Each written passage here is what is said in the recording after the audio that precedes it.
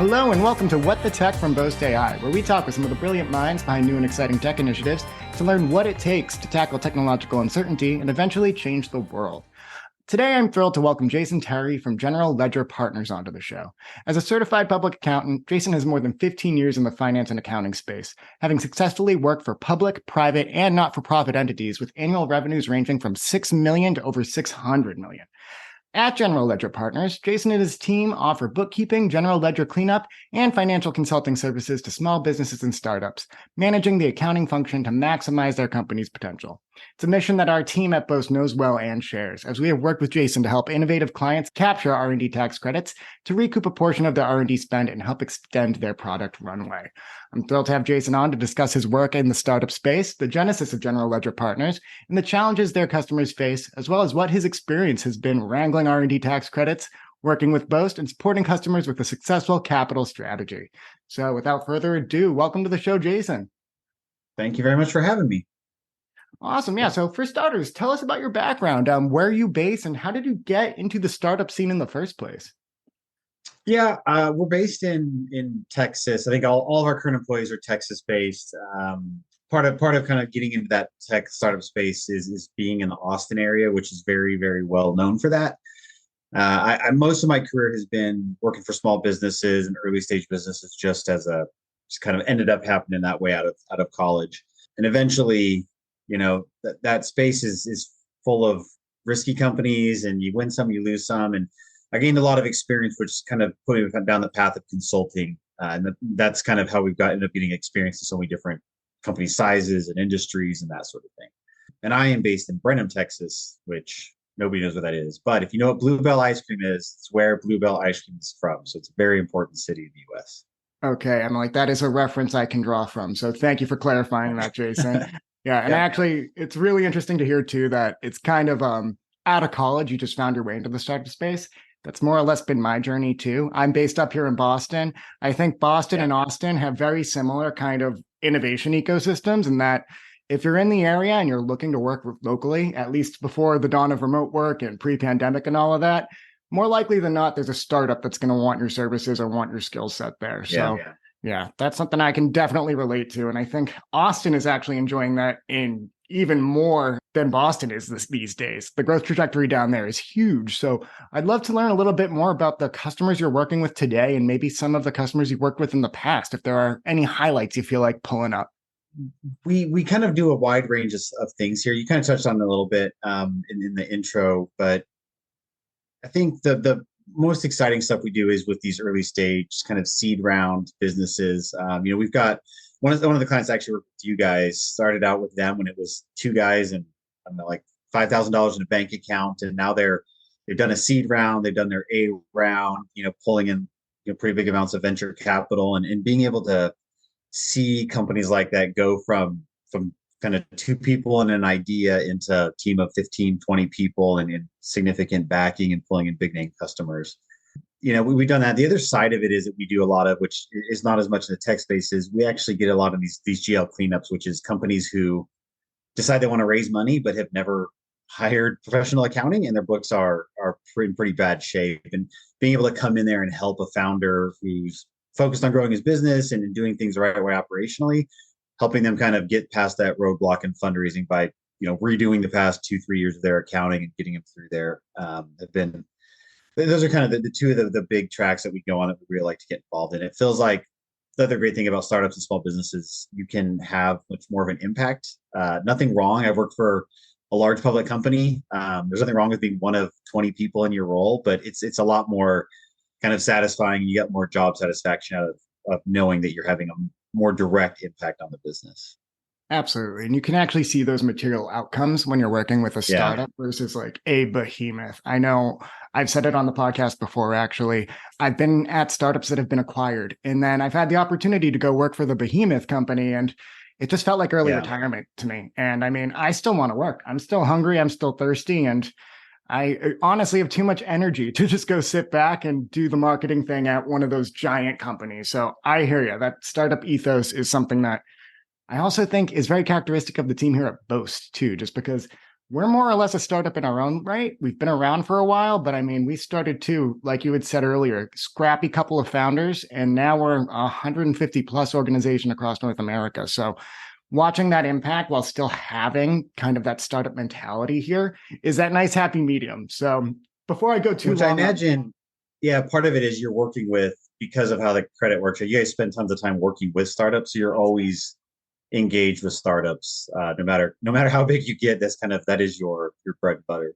oh yeah, we always stay in that lane. And I mean, it might be a euphemism I've used too many times here, but we are elbow to elbow with a lot of the founders we work with. Right. Similar to what you guys are doing at General Ledger too. I mean, it's not so much fractional work that we're doing here, but founders are busy. Founders are focused on driving innovation. They're focused on actually developing the new solutions and developing new products. And they don't have the Yeah. time or the focus, and nor should they really be focused on things like applying for R&D tax credits necessarily, because it takes a skill set that, again, isn't their purview. They should really be focusing on the core values of their product and getting that over the line. So that said, I'd love to know a little bit more too about what you guys do at General Ledger. I know you did allude to it a little bit, helping teams at that early stage embark on fundraising, but what are some of the other services that you guys kind of do as an expertise? Yeah, our main kind of focus by just volume of clients is just fully outsourced accounting. So that point of a founder or a small team that has they don't have the expertise, it's not a good use of their time. We can kind of take on the full range of all accounting, finance, payroll, HR, all those sorts of things. As firms get a little bit bigger and maybe just need a specific role, like a kind of controller or CFO, we can also kind of plug in on a fractional basis. But yeah, we really kind of live in that.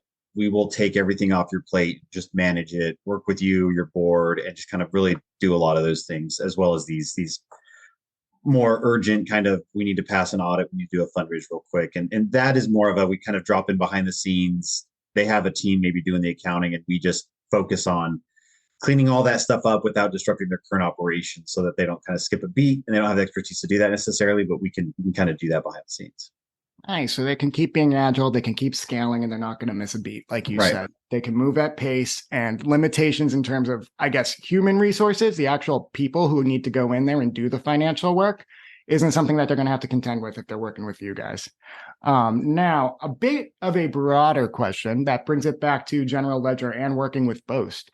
I guess I'd Yeah. love to know R&D tax credits among the companies that you work with. I'd love to know just how many of them are taking advantage of R&D tax credits? How many of them knew about R&D tax credits, I guess, when they were getting into the startup game? And what has Yeah. it looked like in terms of capturing this capital for the clients that you work with? Yeah, I mean, for the most part, no clients starting, especially like in the software and tech space, they don't really, I guess maybe if you were a serial entrepreneur, have done it recently, but none of the clients we've had were familiar with this. And for a lot of them, especially ones that are still pre-revenue, being able to factor in additional cash coming back, because they're at that stage where they actually get recoup money. It's not like a credit on their taxes that they're going to use in 10 years when they're profitable. Like actually tangibly getting cash back in the door is a real big difference. In fact, I had one of our clients we brought on with you guys this year. It was like pulling teeth to get them to answer questions and help us out. And one of our other ones, yeah, I mean, they got a physical check from the IRS in the mail, and it was, I don't know, $50,000, $60,000. I don't remember, but I took a picture of it and kind of redacted it and sent it to their client. I'm like, do you want this? Like, you want the government to send you a check in the mail? Like, if you can spend an hour answering questions, I think it's worth $40,000, $50,000, whatever it ended up being for them.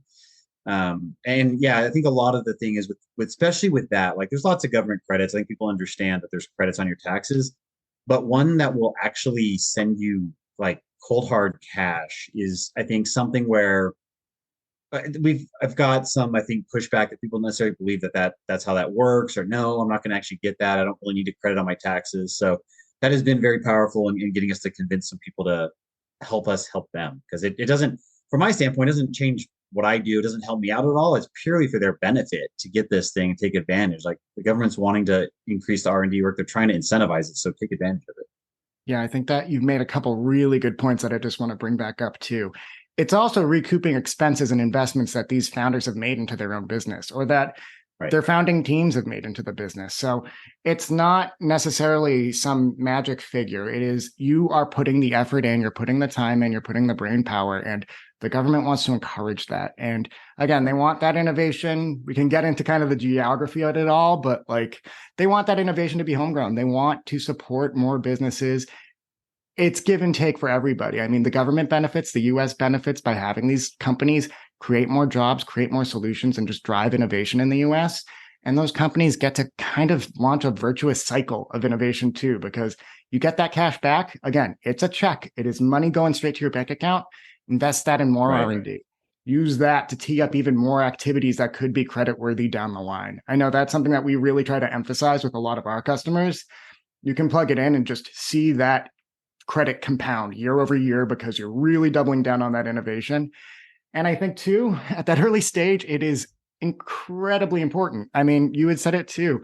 It's pre-revenue for a lot of these companies. There isn't necessarily a lot of capital to play with beyond what you're getting from your bootstrapping, from your angel investors, from your friends and family even.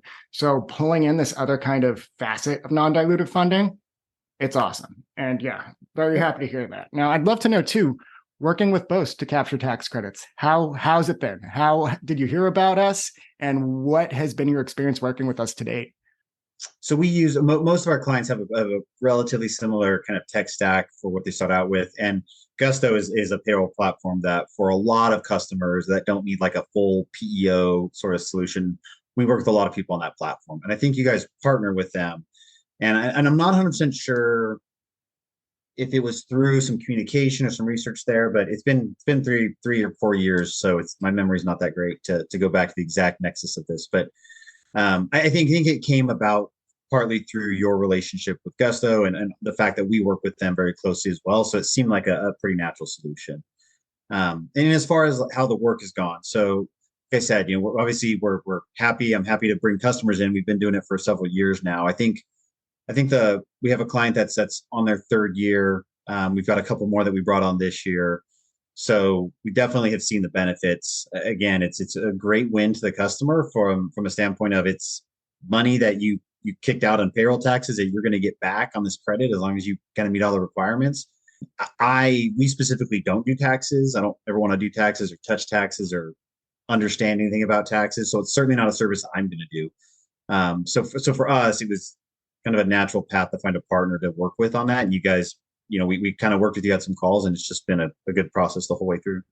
Oh, that is music to my ear, Jason. And again, you kind of hit the nail on the head. I think taxes are such a bear too. And also, it just takes so much expertise. Like you need to be able to speak not only in the vernacular that the IRS dictates, but you also got to understand the innovation that the customers are actually driving and put that into just verbiage that the IRS will not only understand, but they will want to invest in. And you got to make that case. And I think, again, without cheerleading Boast too much, getting that communicated to the customer and also just arming them with that report at the end that kind of details, these are the credit-worthy activities that you did.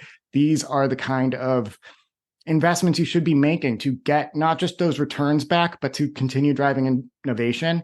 It's valuable beyond the tax credit. And I hope that that is being felt across the customers that you work with too. I'm so happy to hear that we've had some that have been returning for 3 years. So we want to keep those relationships going. And also to your point about the partnerships too. That's kind of how we've made our entree into the US market. Again, as listeners with this podcast know, we're originally a Canadian business. The Canadian tax credits are robust. They have their whole scientific research and experimental development program that is huge. In the US, there's a few more hoops to jump through, I think, in accessing those R&D tax credits. It's a lot more complicated. So what we've done to date is partner with your payroll providers, partner with your Gusto, partner with your JustWorks, partner with anybody who you're already working with at that startup level and using their bona fides to kind of get us through the door, but also to explain what the real value is that we're bringing, that it's more than just doing the heavy lifting of the tax prep for you. It's really kind of shining a light on the innovation you're driving and how to continue driving that innovation.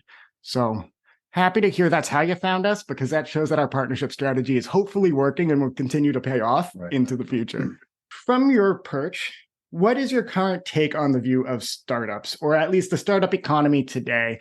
We talked earlier about I guess Austin and Boston being tech hubs and there being a great ecosystem of both partners and just brain power in both of those hubs. But I guess what advice would you give to any of your customers heading into 2024 as they're embarking on whether it's mapping a new capital strategy or just weathering any headwinds? Yeah, it's been an interesting year. I think a lot of the startup space got hit pretty hard or got scared to death by what happened with SVB and some of those, and there was another bank too. I think in general, I've seen a lot more cautious activity, a lot more focus from venture funds on cash management, cash flow.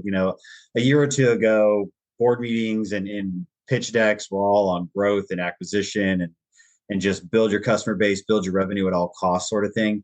And I have seen that change dramatically this year to where, board meetings are much more focused around cash preservation and runway and how do we kind of make sure we get through the next 6 to 12 months because we don't want to be raising funds in this environment right now. They're not necessarily, I would say, being acting scared about it, but there's a much more almost like fiscal responsible approach as opposed to this kind of growth at all costs. Don't worry about it. Someone will acquire you, sort of mentality. So I think going into next year, what we have been working a lot with on our kind of tech companies, venture-backed companies, has been being very, very deliberate and very clear about not only growth, customer acquisition, but what does that runway look like? How much is the growth going to cost you? How can you protect your cash while not kind of limiting the upside of the business? And how do you communicate to your investors and your board what that looks like and what that plan is going to be for the year? I'm just taking some notes. I actually do love that you brought up the bank collapses that were happening. I want to say at the beginning of the year, it happened right when I started with Boast, actually. And one of my first writing assignments was covering the SVB collapse and trying to just make sense of it for a lot of our founders. And I think you hit the nail on the head about kind of having a diversified capital strategy and focusing on the runway.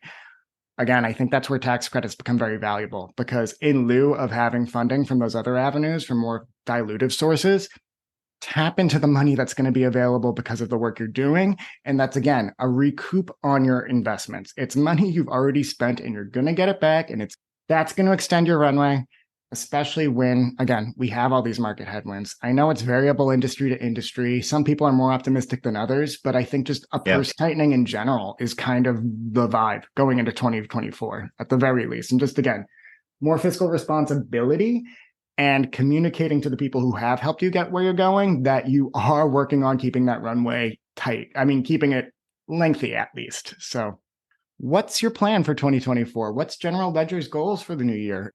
Yeah, it's a good question. We kind of have been similar to you. We've focused a lot on partnerships for our growth. I've told my partner, like, I don't ever want to hire a salesperson. Not that I have anything against salespeople, but if you can get partners that do all your selling for you, that seems like a much more cost-effective way of growing if you can build it that way. So we're definitely focusing on continuing to build on that. And I think we're not in a fun space like tech, but we're still young.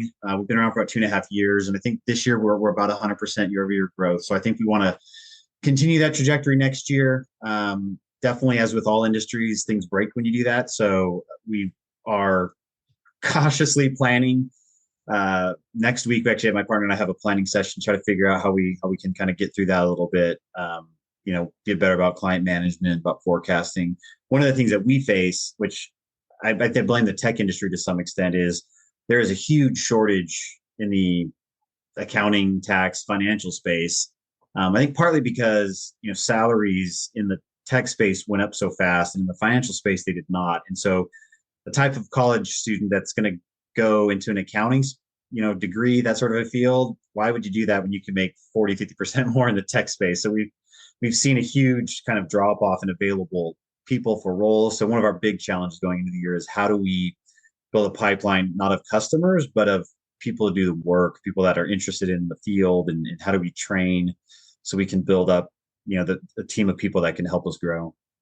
That I'm very actually glad that you brought up that point about the accountant shortage, just because I think as we've demonstrated at Boast and you've demonstrated at General Ledger, you can still interact with those exciting companies that are driving change, even if you're not working directly in tech. Sure, Yeah. salaries, that's a point that cannot be overlooked at any rate, because that's at the end of the day why somebody is going to go to work in the industry they do. You got to live, you got to make a living. Sure. But again, tax credits aren't the sexiest thing in the world, but I'm talking to founders 2 to 3 times a week that have the most innovative stories to tell. And we're helping them get that done. And I think that, again, showing that meaningful outcome, having a material impact on their business, and taking even like a 0.01% of the credit for helping that innovation get off the ground is incredibly gratifying. So, yeah, as just kind of the whole accounting space reshapes and I think navigates their unique headwinds going into 2024 too, I at least cling to the hope of knowing that I'm just going to be meeting a lot more really cool companies over the next year and helping them solve unique challenges that, while maybe not technically technology focused, are still going to have an impact and drive innovation in the future. So the other thing I guess I would just say that I've noticed from working with you guys is from 3 years ago, the investments you've made in the platform. Like a couple of years ago, I was emailing files and we were sharing stuff, and now I don't have to do a whole lot because you plug into our payroll system, you plug into our accounting system. I don't have to do the tech interviews. I don't understand any of what they're talking about in those. So yeah, my life's got a lot easier as you guys have continued to kind of roll out features. So that's been very much appreciated. Oh, I'm so happy to hear that. And again, that is something that we're super excited about because we've rolled out all of our integrations. We have our new AI classifier, which, to your point, actively and passively tracks for credit-worthy activities. And also, again, we just have that expertise. Now we have a platform that matches our expertise with the actual workflows. And again, syncing your payroll, syncing your actual Asanas and the actual project tracking all into one source of truth.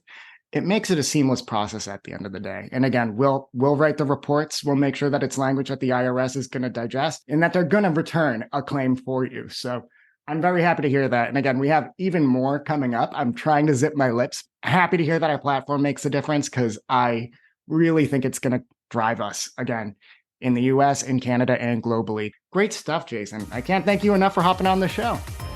Yeah, thanks for having me.